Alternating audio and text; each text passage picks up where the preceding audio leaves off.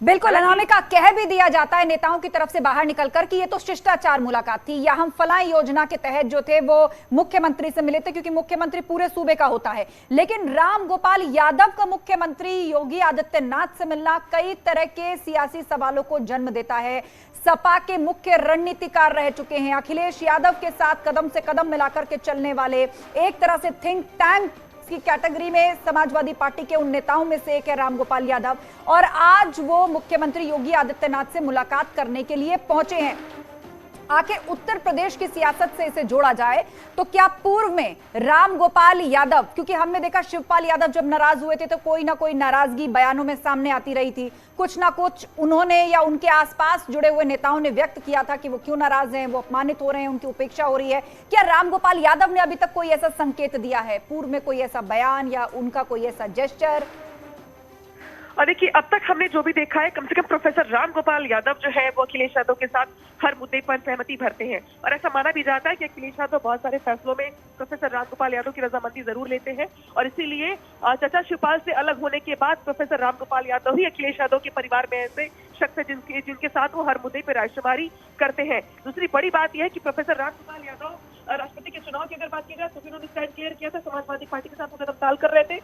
न सिर्फ कदम ताल करते बल्कि स्ट्रैटेजी भी तय कर रहे थे। आजमगढ़ के चुनाव में भी हमने देखा कि प्रोफेसर राम गोपाल यादव आश्वस्त थे इस चीज को लेकर कि आजमगढ़ चुनाव समाजवादी पार्टी जीत रही है। ये और बात है कि समाजवादी पार्टी लगातार चुनावी हार का सामना कर रही है, चाहे वो चुनाव एमएलसी के चुनाव हो, राज्यसभा के हो या फिर विधानसभा के चुनाव हो। तो प्रोफेसर राम गोपाल यादव की रणनीति बहुत हद तक अखिलेश यादव को सूट नहीं कर पाई है अब तक, ये भी हमने देखा है। लेकिन तल्खियों की अगर बात की जाए पिछले दिनों, या किसी ऐसे बयान की बात की जाए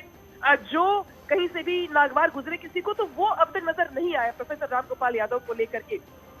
हालांकि ये जरूर है कि आज जो मुलाकात होगी वो आम मुलाकात नहीं है, क्योंकि प्रोफेसर राम गोपाल यादव को उत्तर प्रदेश सरकार के मंत्री या विधायक नहीं है जिनको अपने क्षेत्र के विकास के कामकाज के लिए मुख्यमंत्री आवास पर जाना पड़े, अपनी योजनाओं का जो लेखा जोखा है वो देना पड़े मुख्यमंत्री को, या कोई फाइल करवानी हो। तो ऐसे में माना जा रहा है कि ये मुलाकात वो मुलाकात तो नहीं जिसके जरिए कोई बाहर आके कह दे कि मैं अपने क्षेत्र के कामकाज के लिए आया था। तो ऐसे में ये बहाना कम से कम प्रोफेसर राम गोपाल यादव की ओर से नहीं दिया जा पाएगा। लेकिन हाँ, ये जरूर सवाल बनता है उनसे कि क्या इस मुलाकात के बाद उत्तर प्रदेश की सियासत में एक बड़ा भूचाल आएगा, या नई दिशा मिलेगी, या इस मुलाकात के क्या मायने हैं अखिलेश यादव के लिए, ये भी बहुत बड़ी बात हो जाती है। बिल्कुल। इस बीच अनामिका, ये भी स्पष्ट करना जरूरी है कि क्या इस मुलाकात के लिए पहले से समय मांगा था प्रोफेसर राम गोपाल यादव ने, या अचानक ही मुख्यमंत्री से मिलने पहुंचे हैं?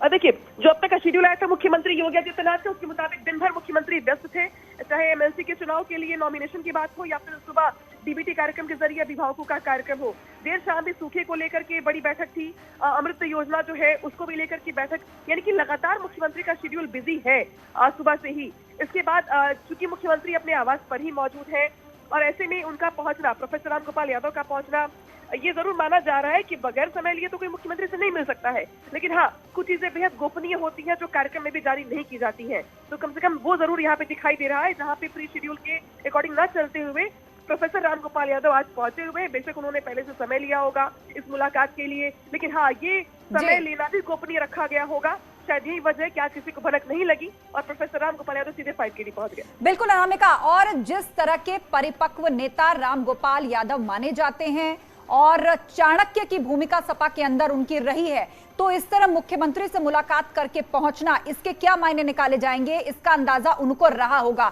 लेकिन इस वक्त जो सियासत से जुड़ा बड़ा सवाल है वो यही है कि सपा के भीतर क्या चल रहा है। इससे पहले चाचा शिवपाल यादव, वो तो मुख्यमंत्री योगी आदित्यनाथ के मुरीद हैं ही, समय समय पर उनकी तारीफ करते रहे हैं, उनके साथ कई कार्यक्रमों में नजर आए हैं, और सपा और प्रसपा के बीच में क्या चल रहा है सभी जानते हैं। अपर्णा यादव चुनाव से पहले जो है वो भाजपा का दामन थाम लेती हैं, और अब राम गोपाल यादव की इस तरह मुलाकात। यादव के साथ जो पूरा कुनबा है वो धीरे धीरे बिछड़ रहा है उनसे,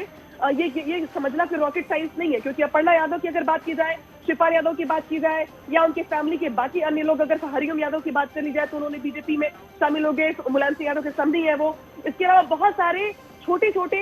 जो टुकड़े थे, कम से कम जिसको मुलायम सिंह यादव ने पाल पोस के बड़ा किया था, एक बड़े पेड़ के तौर पे उन्होंने डेवलप किया, वो धीरे धीरे बिखर रहा है, इसमें कोई दो राय नहीं है। लेकिन हाँ, शिवपाल यादव की बात अगर बात की जाए तो प्रोफेसर राम गोपाल यादव समाजवादी पार्टी में या मुलायम सिंह यादव के परिवार के उन गंभीर लोगों में शामिल थे